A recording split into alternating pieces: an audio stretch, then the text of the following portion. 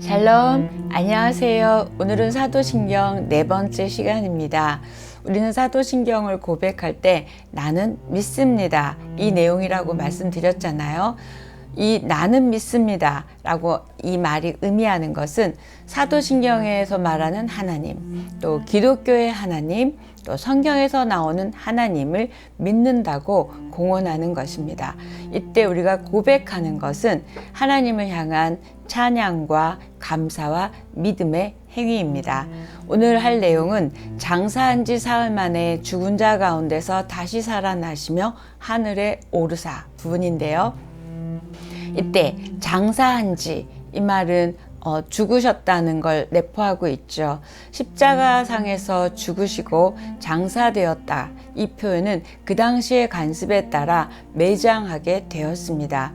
우리말 번역과 영문 번역 사이에 차이가 있는데요. 영어로 된 사도신경에는 있지만 한국어로 번역되는 과정 가운데서 빠진 부분이 있습니다. 이 빠지게 된 구절은 장사한 지 다음에 음부에 내려가시고입니다. 다시 음부에 내려가시고가 빠져 있습니다. 이때 음부에 내려가시고는 지옥에 내려가시고가 빠졌다는 것입니다. 굉장히 놀랍죠? 저도 이번에 사도신경을 공부하면서 저도 보고 깜짝 놀랐어요. 그래서 장사되어 음부에 내려가셨다가 사흘 만에 죽은 자 가운데서 다시 살아나시며 이렇게 사도신경이 영어로 되어 있더라고요. 그러면 왜 빠졌나 제가 또 막 찾아봤어요. 그랬더니 언더우드가 찬송가를 만들 때 앞에 주기도문하고 사도신경을 넣었습니다.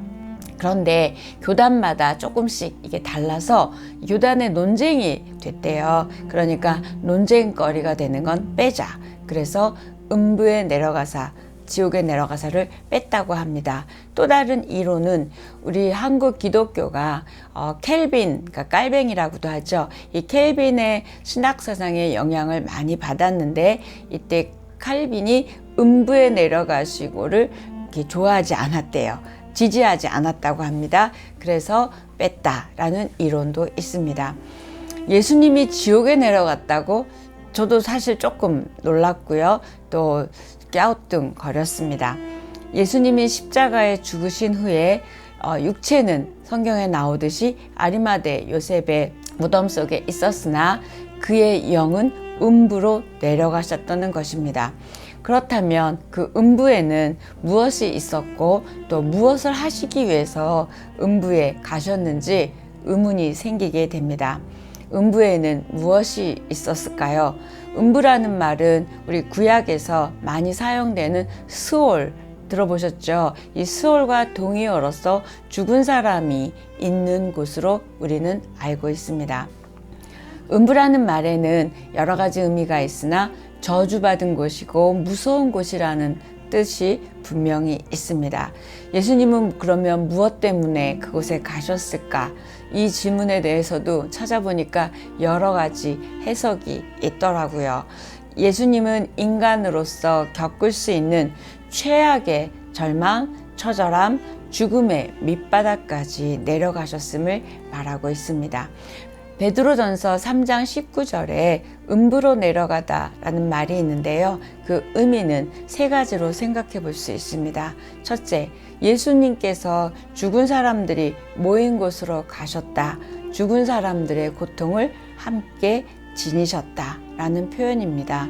두 번째는 예수님이 음부에 내려가셨다는 말은 예수님의 통치가 그 음부까지 영향을 준다라는 것을 의미합니다. 세 번째는 마귀의 권세, 사단의 권세, 또 음부의 고통에 대항해서 싸우셨다고 표현하고 있습니다. 사도신경 영문 번역을 보면 예수님이 십자가에 달리셨고 죽으셨고 매장되셨으며 음부에 내려가셨다. 이게 전부 네 가지가 다 과거형으로 되어 있습니다. 예수님의 죽음은 예수님이 참 인간으로서 우리와 똑같은 죽음을 겪으셨다는 사실을 말하고 있고 그분의 삶이 정말 이 세상에서 인간으로 오셨기 때문에 이 세상에서 끝났다라는 것도 말하고 있습니다.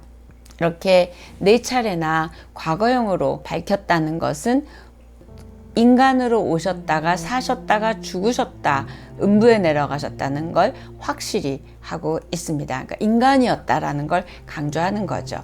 신약 성경에는 그 수월과 비슷한 단어 지옥이라는 단어가 나오는데요. 지옥이라는 말이 11번 나오고 지옥불이라는 단어가 2번 나옵니다.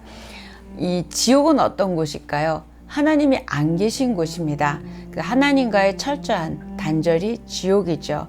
그래서 천국이 죽고 나서 가는 곳이 아니라 저와 여러분의 마음, 우리의 삶이 천국이라고 말한 것처럼 지옥도 죽고 난 다음에 가는 곳이기도 하지만 우리 가운데 있다는 것을 말하고 있습니다. 지옥은 죄 가운데 있는 것이 지옥이고 하나님과의 관계가 단절되어서 하나님이 함께 하시지 않는 것이 지옥입니다. 바로 저와 여러분의 삶 가운데 하나님이 함께 하시지 않으면 그 자체가 지옥이죠. 우리가 하나님과 함께 살면서 하나님의 나라를 앞당겨서 살면 이것이 바로 천국입니다. 좀 다른 이야기 했죠. 장사한 지 음부에 내려가셨다가 사흘 만에 죽은 자 가운데서 다시 살아나시며 하늘에 오르사, 이 부분인데요. 이 부분은 예수님의 부활에 대한 신앙 고백입니다. 부활을 믿습니다, 이 표현이죠. 이 대목도 저는 사도신경에서 가장 중요한 고백의 내용이라고 생각합니다. 예수님은 죽은 이들 가운데서 부활하셨습니다. 믿으시죠? 아멘. 여러분, 이 사실을 믿으신다고 고백하는 것이 바로 사도신경의 가장 중요한 부분입니다. 그런데 제가 교회에서 보면 믿음도 있고 교회도 오래 다니셨고 직분도 있으신데 다른 건 믿어지는데 그리스도의 부활을 믿기 어렵다라고 말하는 분들도 종종 보곤 합니다. 기독교 신앙의 본질은 부활입니다. 부활은 기독교 신앙의 초석입니다. 부활이 없으면 그저 하나의 이론이고요. 어떤 하나의 사상에 그치고 말 것입니다. 예수께서 부활하지 않으셨다면 기독교는 성립할 수 없습니다. 그러니 부활이 안 믿어지는 건 굉장히 무서운 일입니다. 부활이 믿어지는 저와 여러분이 되기를 축복합니다. 예수 그리스도께서 부활을 통해서 그가 하나님의 아들이시고 메시아이심을 입증하셨습니다. 하나님의 일이기 때문에 인간의 이해로 되는 일이 아니라 하나님의 아들이셨기 때문에 가능한 일이었습니다. 바울은 고린도전서 15장 17절에서 그리스도께서 다시 사신 일이 없으면 너희의 믿음도 헛되고 너희가 여전히 죄 가운데 있을 것이요, 이렇게 말합니다. 예수 그리스도께서 다시 사시지 않았다면 그분은 지금 우리와 함께 계시지도 않고 그분은 지금 통치하고 계시지도 않을 것입니다. 그렇기 때문에 재림 다시 오시지도 못할 것입니다. 이렇게 살아계신 우리 주님과 동행하시는 기독교가 될 수 없었을 것입니다. 무엇보다도 부활하지 않으셨다면 우리의 구세주가 될 수 없으셨습니다. 예수님은 다시 살아나셨습니다. 예수님은 부활하셨습니다. 아멘. 이렇게 고백하는 것이 바로 사도신경입니다. 이렇게 죽음을 이기고 다시 살아나신 부활하신 주님을 찬양합니다. 이 감동의 순간, 또 승리의 환희가 저 여러분에게 넘치기를 바랍니다. 종종 이렇게 말해요. 예수님이 하나님의 아들이라며, 그러니까 부활하는 건 당연한 거지 라고 말도 하곤 합니다. 그런데 철저히 인간으로 사신 예수님의 부활을 믿고 그것을 우리의 신앙으로 고백할 수 있어야 합니다. 하나님의 아들이었으니까 부활이 가능하다가 아니라 인간으로 사셨음에도 불구하고 부활을 하셨다는 걸 믿는 게 굉장히 중요합니다. 이때 사흘이라는 기간이 또 구체적으로 나와 있죠. 무슨 특별한 의미가 있을 것입니다. 이 사흘이란 숫자는 성경 여러 군데에서 찾아볼 수 있습니다. 예수님의 부활 사건의 예표라고 할 수 있는 요나의 사건에도 사흘이라는 숫자가 나옵니다. 또 예수님 자신도 사흘 후에 내가 살아날 것을 말씀하셨습니다. 근데 3이라는 숫자는 성경이나 교회에서는 거룩한 수로 취급되고 있습니다. 예레미야 7장 4절에 보면 여호와의 전이라 여호와의 전이라 여호와의 전이라 이렇게 3번이나 반복합니다. 또 축도할 때도 성부와 성자와 성령이 언급되고 믿음, 소망, 사랑 이것도 3번이고 이렇게 3이 의미하는 건 거룩한 수라고 합니다. 죽은 자 가운데서 다시 살아나시며 이 부분인데요. 죽은 자 가운데서 다시 살아나시며 이렇게 예수님은 사흘 동안 죽은 자들 사이에 있다가 부활하셨습니다.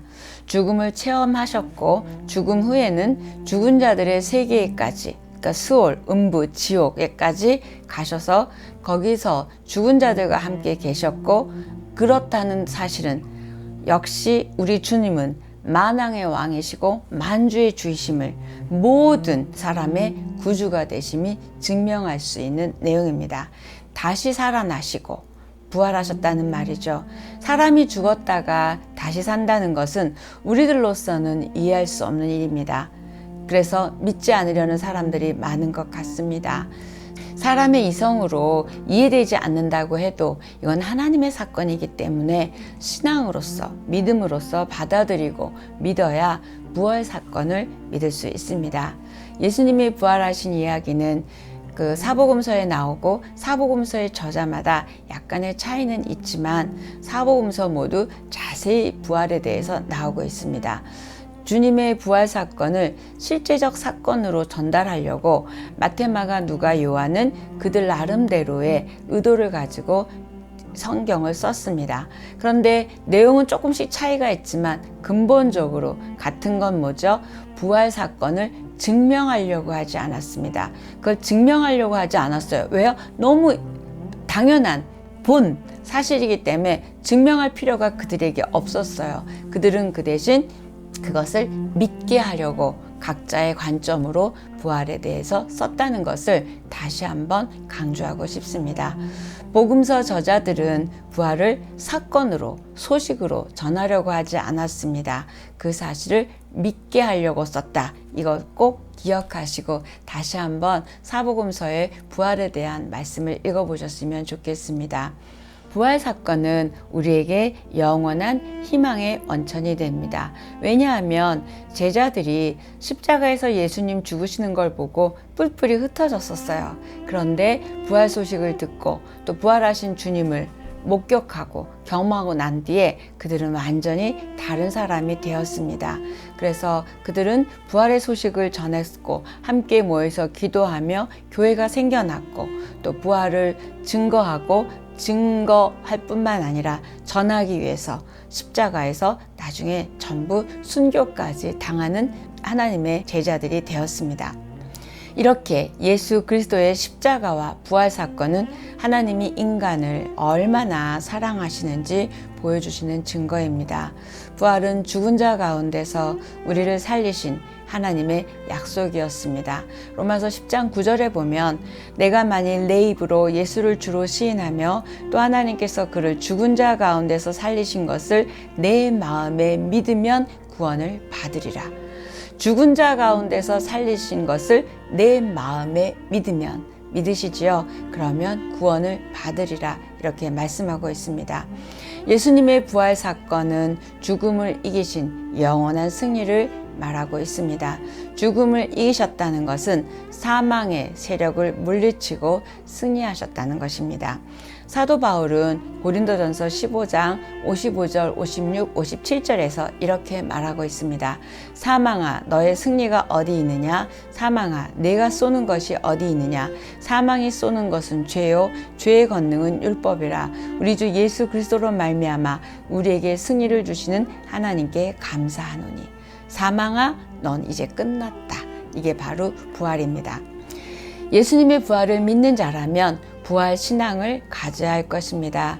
부활에 대한 신앙 고백이 없는 신앙이란 기독교의 신앙 고백이 될 수 없습니다.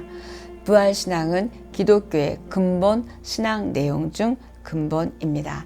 예수님의 부활은 우리의 죽음의 문제 해결과 그에 대한 승리를 보장해주는 사건이었습니다. 주님의 부활은 영원한 죽음에서 벗어날 수 없는 인간들을 다시 살리시고 영원히 살게 하신다는 것을 확신케 하는 하나님의 사건이었습니다. 예수님의 부활, 여러분은 어떻게 생각하세요? 예수님의 부활의 의미는 예수님께서 하나님의 아들이심을 나타낼 뿐만 아니라 사망과 죄에 대한 승리를 보여주고 무엇보다도 믿는 우리들을 부활 생명으로 인도하고 있습니다. 죽음 저편에 있는 또 다른 세계를 볼 수 있게 해주신 것이 바로 부활입니다. 우리의 영원한 지평을 열어주셨습니다. 예수님의 부활은 육체적인 죽음에서 다시 살아나는 것만을 의미하지 않습니다. 죽음과 다름없는 절망을 딛고 다시 시작하는 것도 부활입니다. 부활 사건은 아까 말씀드렸듯이 우리의 희망의 시작이고 희망의 원천입니다. 부활 신앙을 가진 저와 여러분은 오늘 내가 실패했더라도, 오늘 내가 어렵더라도, 또 내가 모든 것을 잃었다 해도 부활을 믿는 사람들에게 희망을 가져다 주며 새 생명을 불어넣어주는 부활 생명, 부활 신앙으로 일어서기를 바랍니다. 이것이 죽은 자 가운데서 다시 사신 예수를 믿는 부활 신앙을 가진 자입니다. 시편 11편에 보면 기초가 바닥부터 흔들리는 이 마당에 의인인들 무엇을 할 수 있겠는가 라는 그런 말씀이 있습니다.